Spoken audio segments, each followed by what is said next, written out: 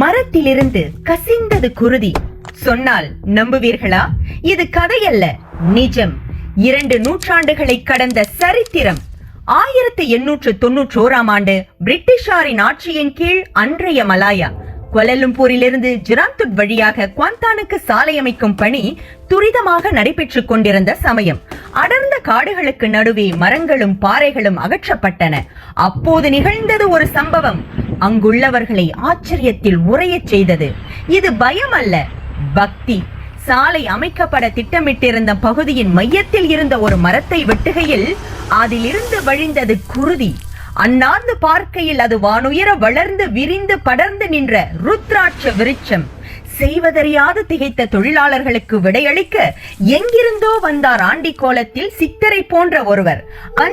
அந்த மரத்தின் அடியில் ஒரு வேலை ஊன்றி மௌனமாக தியானிக்க தொடங்கினார்.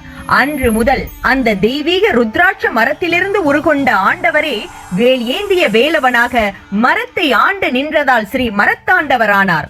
அந்த மரம் இன்றும் கருவறையில் வீற்றிருக்கும் முருகப்பெருமானுக்கு பின்னால் பலமாய் நிற்கிறது.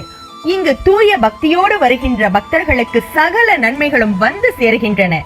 இவ்வாலயத்திற்கான முதல் கும்பாபிஷேகம் 1973 திரு MS மெய்யப்பன் அவர்களின் தலைமையில் நடத்தி வைக்கப்பட்டது. ஆலயத்தின் முதல் கும்பாபிஷேக விழாவின் அதிகாரப்பூர்வ சிறப்பு விருந்தினராக கலந்து கொண்டு ஆலயத்தை திறப்பு விழா செய்தவர் யார் தெரியுமா? ஜூலி யங் மகாமூலிய பஹிண்டா சுல்தான் பஹாங் அபு பக்கர். இப்படியாக இவ்வாலயம் இன்று இவ்வளவு கம்பீரமாக எழில் காட்சி தர கடந்து வந்த பாதை ஆழமானது, ஆச்சரியமானது. 1931 அமரர் திருவே சோமசுந்தரம் பிள்ளை அவர்களால் முதன்முறையாக பங்குனியுத்திர திருவிழா முதல் காவடி எடுத்து அன்னதானம் வழங்கி ஆரம்பித்து வைக்கப்பட்டது அவராலே.